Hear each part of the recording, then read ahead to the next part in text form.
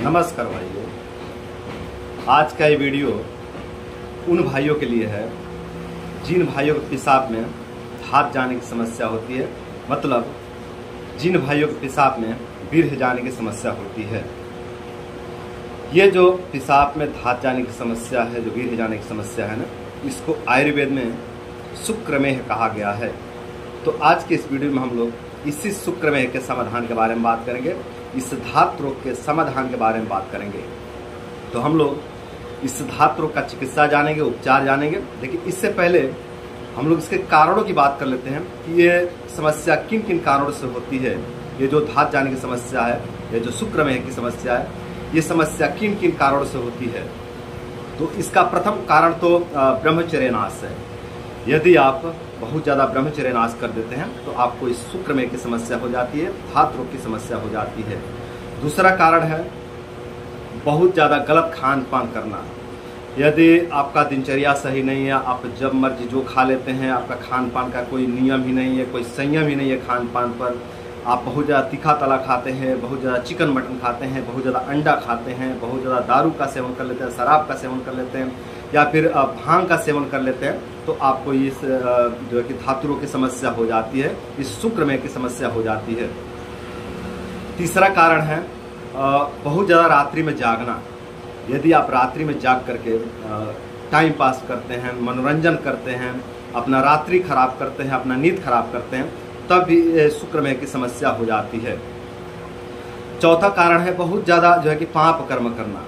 यदि आप अनेकों प्रकार के पाप कर्म करते हैं, मतलब हिंसा करते हैं, झगड़ा करते हैं, बहुत ज़्यादा क्रोध करते हैं, बहुत ज़्यादा गालियाँ देते हैं, या लोगों की क्षति पहुंचाते हैं, तब भी जो है कि ये धात रोग की समस्या, शुक्रमेह की समस्या हो जाती है।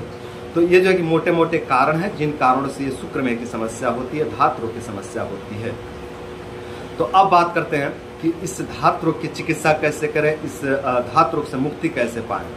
तो देखिए दोस्तों, चाहे आपको धात रोग की समस्या 1 साल से है, चाहे 2 साल से है, चाहे 5 साल से, चाहे 10 साल से, इससे कोई फर्क नहीं पड़ता है। मैं जो उपचार बतला रहा हूँ, इस उपचार को आप ईमानदारी से फॉलो कीजिए। जो आपको धात रोग की समस्या हो गई है, जो आपको शुक्रमेह की समस्या हो गई है, इस समस्या से आपको धीरे धीरे पूरी तरह से मुक्ति मिल जाएगा।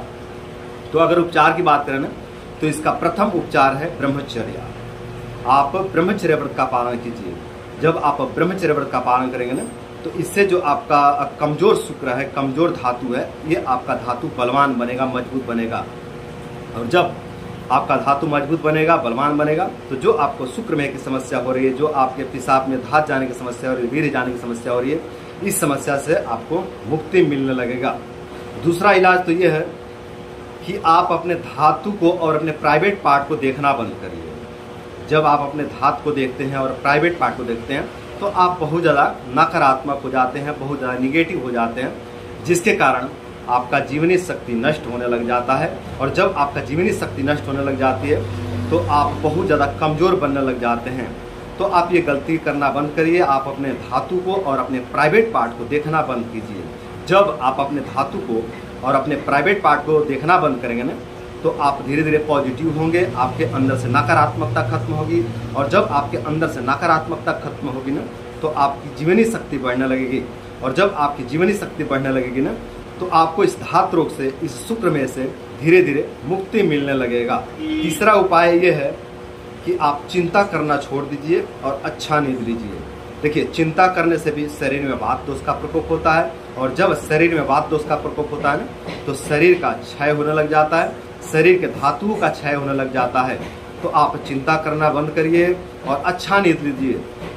यदि आप अच्छा नींद नहीं लेते हैं ना, तब भी जो है कि शरीर में वात दोष का प्रकोप होता है, और जब शरीर में वात दोष का प्रकोप होता है, तो शरीर में असंख्य बीमारियां जन्म लेते हैं। तो जब आप अच्छा नींद लेंगे और चिंता करना छोड़ देंगे ना, तो इससे आपकी जीवनी शक्ति बढ़ेगी। आपके शरीर में जो वात प्रकोप हुआ है, ये वात प्रकोप शांत होगा। और जब आपका वात दोष शांत होगा ना, तो आप धीरे धीरे ठीक होने लगेंगे। जो आपको धातु की समस्या हो गई है, जो आपको शुक्रमेह की समस्या हो गई है, इस समस्या से आपको मुक्ति मिलने लगेगा। चौथा उपाय ये है कि आप कर्म योग करें, अर्थात आप अपने शुभ कार्यों में हमेशा व्यस्त रहें। मतलब आप अपने आप को फ्री ना रखें, अपने दिमाग को खाली ना रखें। आप हमेशा अपने को और अपने दिमाग को व्यस्त रखें। खाली दिमाग शैतान का घर होता है दोस्तों, खाली दिमाग शैतान का घर होता है, बीमारियों का घर होता है, नकारात्मकता का घर होता है। तो आप खुद को नकारात्मक मत बनाइए, खुद को बीमार मत बनाइए। जितना हो सके उतना आप कर्मयोग कीजिए, अपने आप को व्यस्त रखिए। जब आप व्यस्त रहेंगे ना तो आपका ध्यान आपके बीमारी पर जाएगा ही नहीं, और जब आपका ध्यान आपके बीमारी पर नहीं जाएगा तो आप धीरे धीरे पॉजिटिव होने लगेंगे, और जब आप पॉजिटिव होने लगेंगे तो इससे आपकी जीवनी शक्ति बढ़ेगी, और जब आपकी जीवनी शक्ति बढ़ेगी ना तो आपके शरीर में जो भी रोग दोष हैं, जो भी समस्याएं हैं, ये सभी रोग दोष, ये सभी समस्याएं धीरे धीरे आपके शरीर से विदा होने लगेंगे। और पांचवा उपाय ये है कि आप बहुत ज़्यादा तीखा भोजन, बहुत तेल वाला भोजन और शराब का सेवन करना बंद करें। यदि आप बहुत ज़्यादा तीखा तला खाते हैं, या फिर शराब का सेवन करते हैं, या फिर किसी भी नशा का सेवन करते हैं, जैसे भांग का सेवन करते हैं, गांजा का सेवन करते हैं, बहुत ज़्यादा शराब का सेवन करते हैं, तो इस तरह की गलतियां करना बंद कीजिए। यदि आप इस तरह की गलतियां दोहराते रहते हैं ना तो आप कभी भी इस बीमारी से मुक्त नहीं हो पाएंगे। देखिए, इस तरह की गलतियों से ना आपका पाचन तंत्र ध्वस्त हो जाता है, आपका पाचन तंत्र खराब हो जाता है, आपकी जठराग्नि खराब हो जाती है, और जब आपकी जठराग्नि खराब हो जाती है ना तो आप अनेकों प्रकार के बीमारियों के चपेट में आ जाते हैं। तो यदि आप इस तरह की गलती छोड़ देते हैं, आप बहुत ज़्यादा तीखा भोजन नहीं करते हैं, बहुत ज़्यादा तेल वाला भोजन नहीं करते हैं, किसी प्रकार का कोई नशा नहीं करते हैं ना, तो इस गलतियों को छोड़ने से आपकी जठराग्नि बेहतर बनती है, आपकी जठराग्नि मजबूत बनती है। और जब आपकी जठराग्नि मजबूत बनती है ना तो आपके शरीर से सभी विकार, सभी रोग दोष स्वतः ही नष्ट होने लग जाते हैं। और आपका छठवा और आखिरी उपाय ये है कि आप बाजार से 50 ग्राम आंवले का चूर्ण लाइए और 50 ग्राम शहद लेकर के आइए। यदि शहद घर का हो तो अति उत्तम, यदि घर का शहद नहीं है तो किसी भी अच्छे फार्मेसी का आप शहद ले लीजिए 50 ग्राम। और ये जो आंवले का चूर्ण है और जो शहद है 50-50 ग्राम, इन दोनों को एक डब्बे में अच्छे से मिला लीजिए, उसको अच्छे से घोट लीजिए, अच्छे से मिक्स कर लीजिए, और मिक्स करके एक डब्बे में सुरक्षित रख लीजिए, उसको अच्छे से पैक करके रखिए। और इसमें से आप प्रतिदिन सुबह खाली पेट 1 चम्मच सेवन कीजिए। खाना खाने से आधा घंटा या फिर 1 घंटा पहले इसका सेवन कीजिए 1 चम्मच की मात्रा में, और ऊपर से 1 से 2 घूंट पानी पीजिए। ज़्यादा मात्रा में पानी नहीं पीना है, 1 से 2 घूंट ही पानी पीना है। इस उपाय को आप 3 महीना तक कीजिए। साथ ही और भी जो मैंने उपाय बताया है, जो सावधानियां बताए हैं, वो भी आपको करने हैं। और साथ में ये जो औषधि वाला प्रयोग बताया हूँ, आंवला और शहद वाला प्रयोग बता रहा हूँ, ये भी आप कीजिए। इस उपाय को आप 3 महीना कीजिए। आप देखेंगे कि जो आपको शुक्रमेह की समस्या हो गई थी, जो धातु की समस्या हो गई थी, इस समस्या से आपको पूरी तरह से मुक्ति मिल गया।